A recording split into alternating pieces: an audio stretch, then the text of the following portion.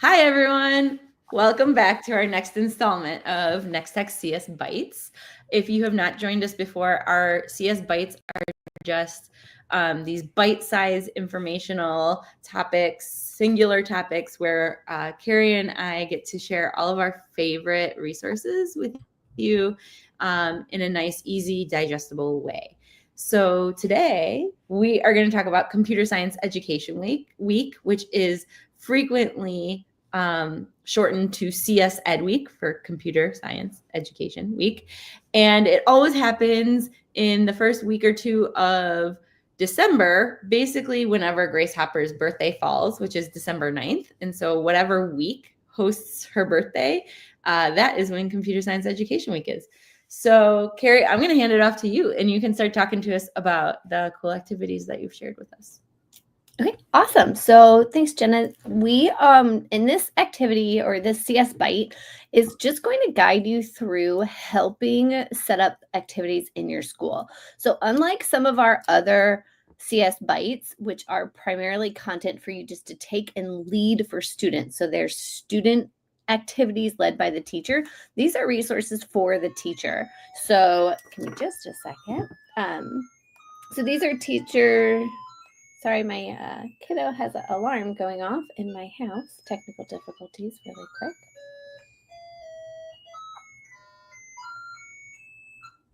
quick. So these activities will help you involving just your content, just your grade, or if you want to expand it to your grade level, to your school building, or to your district. This helps streamline that experience and lets you have the resources to help communicate and set a plan for everybody to be a part of CSEdWeek. So as Jenna said, this tells you a little bit about CSEdWeek, the first full week of December. This year, it's the second calendar week of December, and so we will look through those resources. So starting with activity 1, it's your how-to guide. And there is a national organization called Hour of Code, and they do what they say they do best. And it's true. They put on the best resources for Hour of Code. So I'm going to start by sharing what their website looks like and what they have there, because their resources really are top notch. They're a national organization solely dedicated to putting on Hour of Code and helping schools do this as well.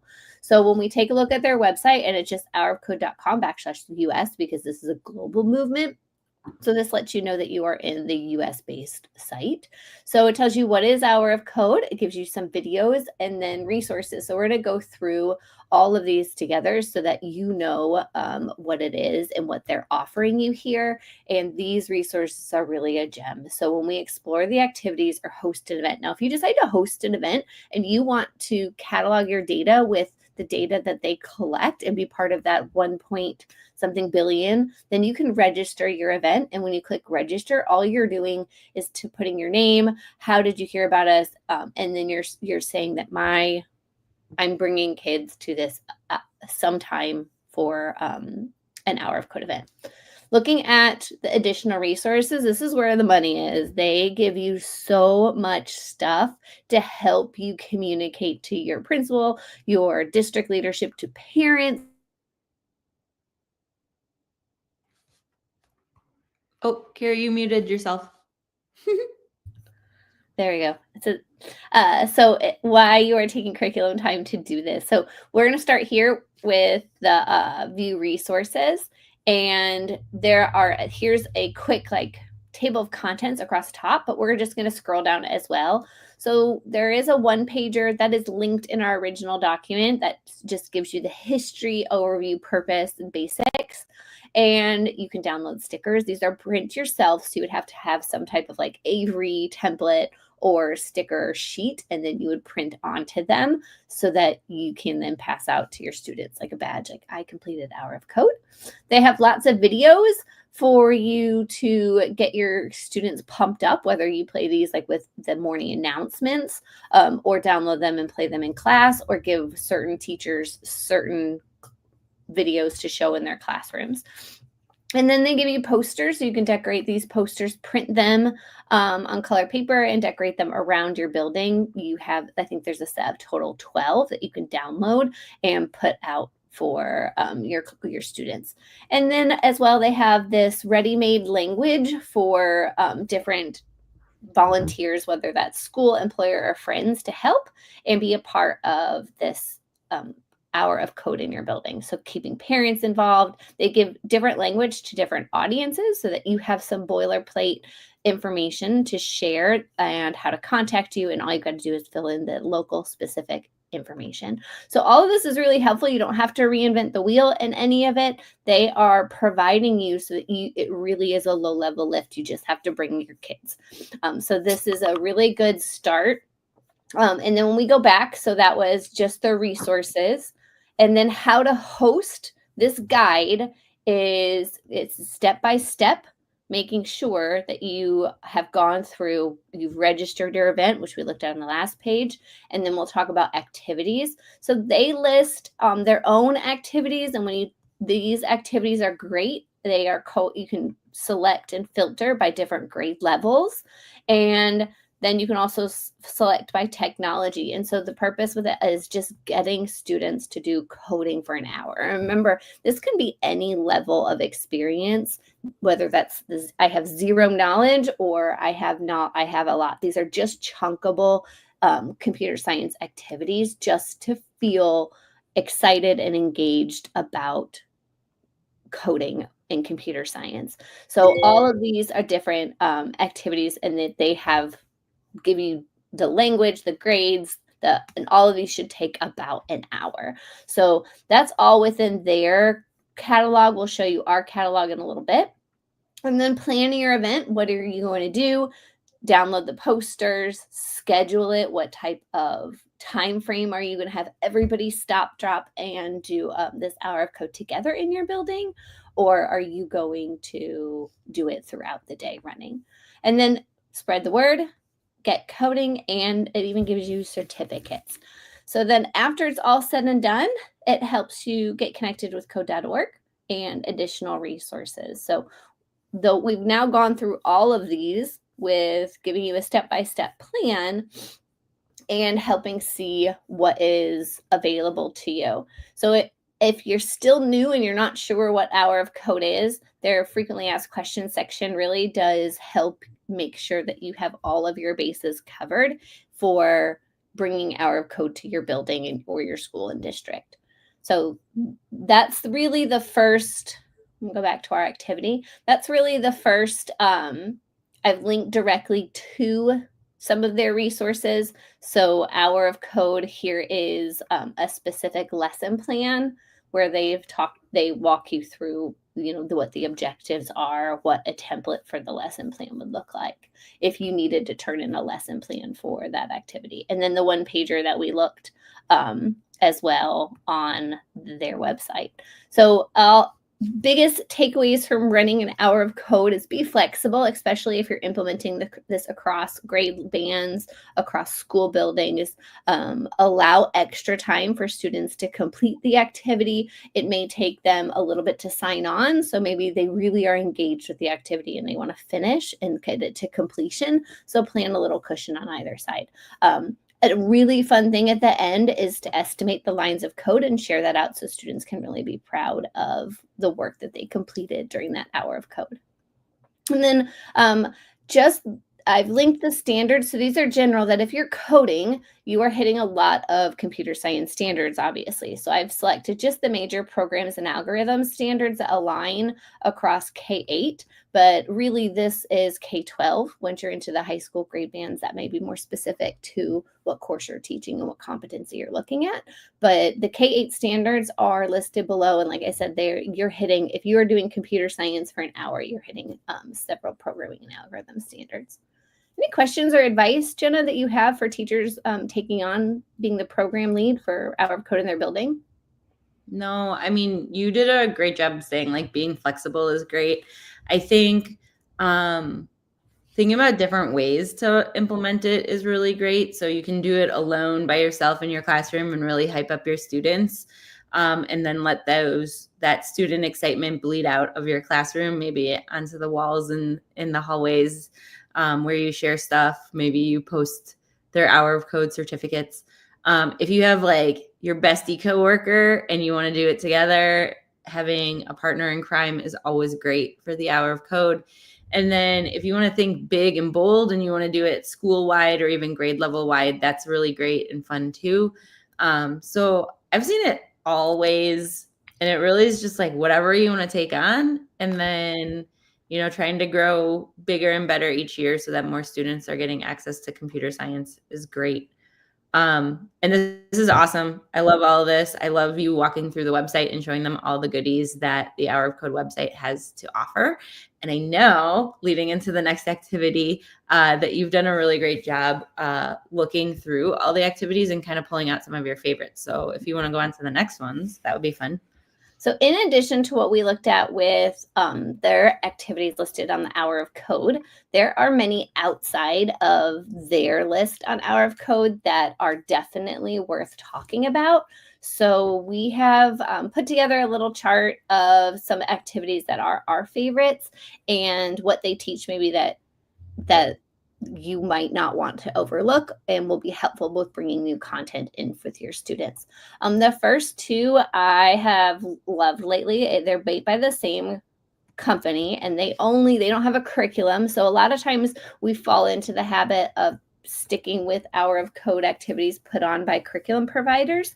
And so these 2 Hour of Codes do not have a curriculum. They're just a standalone Hour of Code, but they're a lot of fun for any level. The first one's kind of the more beginner of the two, but they both focus on different aspects of being code writers or readers. So this one in Little Dot Adventure, you are the maker of the code. So here it shows you're going to go through this activity of getting to the dot, very simple. And the instructions are you're just going to use your arrow keys. So we are going to, so we can see how we go through. And then we're going to select.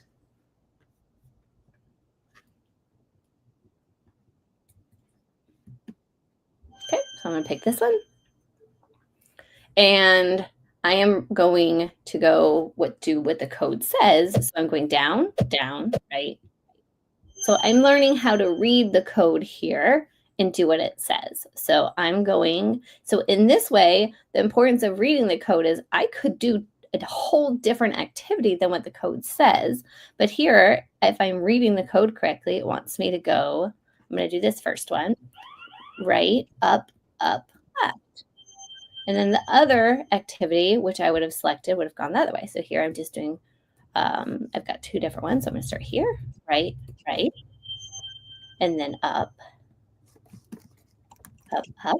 And I'm going through the activity just like this. So I'm slowly snaking along through this and getting some options to select some code, which way I want to go first to get to the end.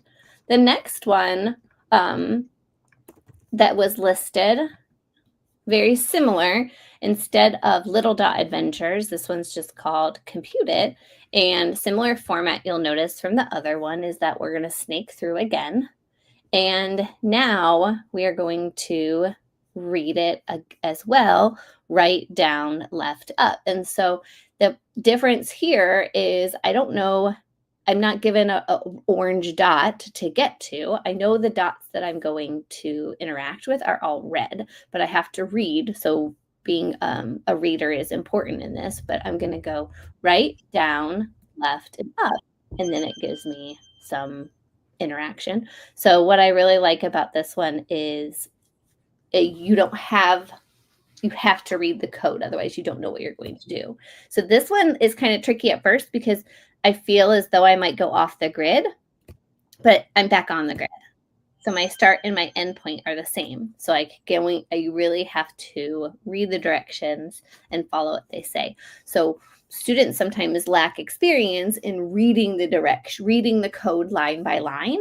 And this gives them that opportunity to do a whole hour of code of just being the computer. So these lines of code has been written for them, and they get a chance to action them out each one. So getting experience and some empathy with being the computer instead of being the programmer is a very valid experience. And so that's why those two are my 2 top favorites that are often overlooked.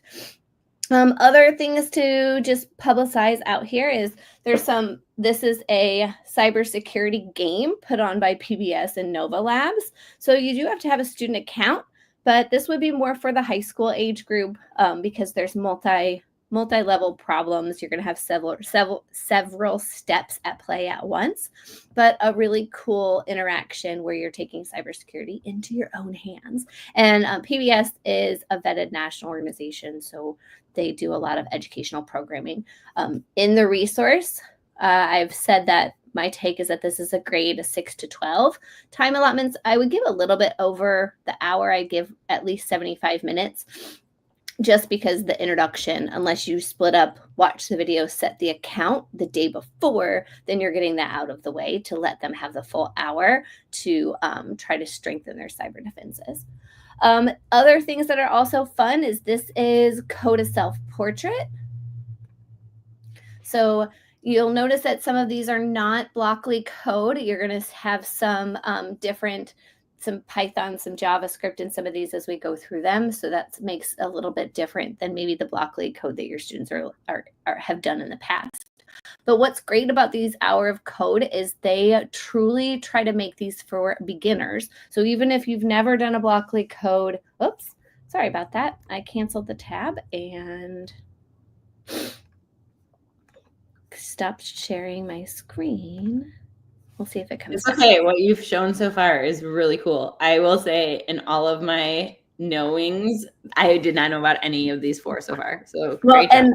And so the perfect way to vet these is I have 2 children who have gone through and just gone and attacked this list, and they really are enjoying them as well. So those are, baseline experience of a elementary, just really diving in. Another favorite is make code for the arcade. So if your students are dying to feel as though that they've made a game, this allows an hour of code to kind of have some impact into like an arcade-based game level. New Inside Out level 2, where they have some bubbles that play.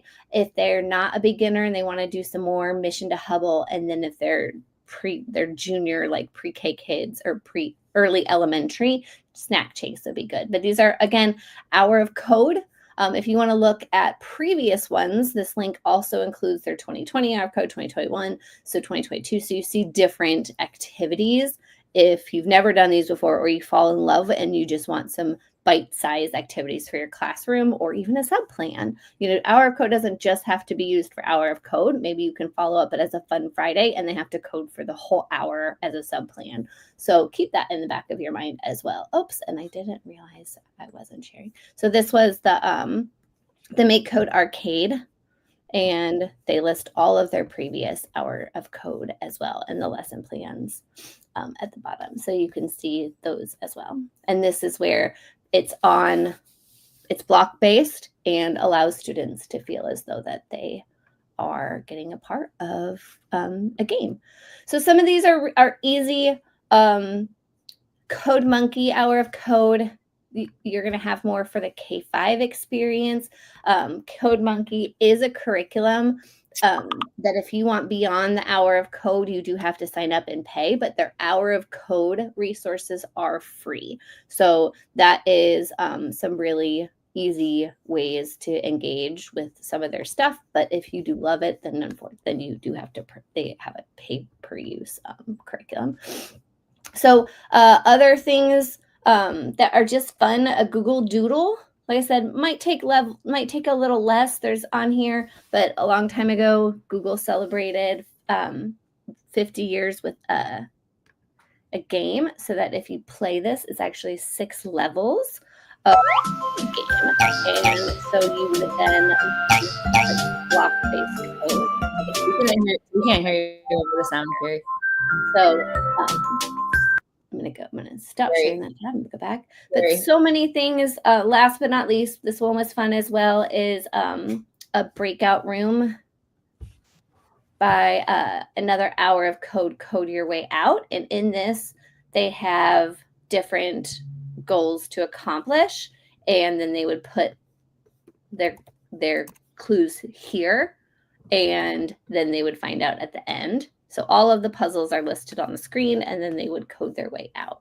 So definitely lots of different resources that we haven't highlighted before or might be new to you that are worth exploring and going outside of maybe your typical comfort zone so that students can get a different experience and fall in love maybe with a different coding language or a different platform and have the confidence that they can really do anything in any platform. So that's just a quick collated list of some different information for you to do during that hour now that you have the plan. The next activity is a take on. We came across a really great website at CSTA, and the original source is this high school career connections. But we thought this would be a perfect opportunity for you to explore. Maybe take one day if you're celebrating the whole week, and you have hour of code of one day of the week. And then this could be another great activity for one of the other days where students are going to take a look at the real world careers aligned to different categories. So we've given some questions in the link. There's lots of categories. If even if you teach something else or your science teacher wants to see this, but for Computer Science Ed Week, there is a whole section called Computer Science and Software Development. And then there's also Data Science, Mathematics, and AI. So exploring both of those sections would be relevant to CSEd Week. So then here you can see all of the different career options, and there's several. So if you wanted to do a jigsaw where kids had to look and research it further, when you click on one and you view it, you get an example of what it is. You can download the profile. You can get some more expanded information, other connections of what they do, and then STEM connections of here are just a few emerging technologies if this is what you wanted to do in life, to study these things and read more and get to know more about. So looking at ways to implement this, we have given you tips for running is just let the students explore the website, let them look at the categories, scan through, maybe choose 3 fields that they're interested in, take notes if you wanted to have them like just explore with maybe a graphic organizer, or just what do you observe using their skills of reading, taking like what surprised you, what typical tasks, education, etc., and then have them share out. So that's just another really low level lift that you could do that has a big impact to students and maybe their trajectory of what they want to do in life. And then the last one, these are our choice board activities put on by CS from Arkansas. And the CSEd Week 2024 has not come out yet, but just to give you a view of what they've previously released. So just going off of their previously released activities, you have, I'm going to zoom in a little bit. You have 25 potential activities at your fingertips, and we're giving you 3 years worth of CSEd Week. So you have 75, and they haven't even released this year. But it's a choice board, and it's grade band by K4, 5, 8, 9, 12, and then teacher, and then CS Hero of the Day. So they have a theme where Monday is coding, Tuesday's robotics, Wednesday's data science, Thursday's cyber activity, and then Friday is artificial intelligence. So when you click on something like AI Code of Ethics, it will take you to a lesson plan about AI Code of Ethics. So really great resources. And again, we link their resource going back from 2020, 2021, 2022, 2023. And then as soon as they have their 2024 resource out, we will give that to you as well. So these can take anywhere, looking through them, they can take anywhere from 15 minutes to an hour. But again, it's just a really, they've vetted and curated that resource to be easy and friendly towards your CSEd Week. And that's what we want to be able to give to you as well. So those are just our sharing of a partner organization called CS for Arkansas that they put out every single year. And so that brings us to the end of our CSEdBytes. So at the bottom, you'll just see information, additional resources. And these are just a couple of other organizations that have CSEd tools, CSEd Week support materials and tools, but we really feel like what we've pulled out is a really well-rounded list of supports and tools for you. Jenna, any questions? No, these are incredible resources. Thank you so much for pulling them together in such a nice, cohesive way. I really hope that there's someone out there in Indiana or elsewhere that can take these and use them and help bring more computer science to their students within their school, either within their classroom, within their grade band, with their bestie at their school, within the whole school. I love Computer Science Education Week. I think it's a great initiative to really help drive adults as well as students understanding what computer science is and why it's important. So thank you so much for going through these activities and resources today. It was really wonderful. And I actually did learn things, which is amazing. And I love it. So thank you. All right. Well, thanks everyone for joining us. And we can't wait to share with you more. Join us next time. Bye, everyone.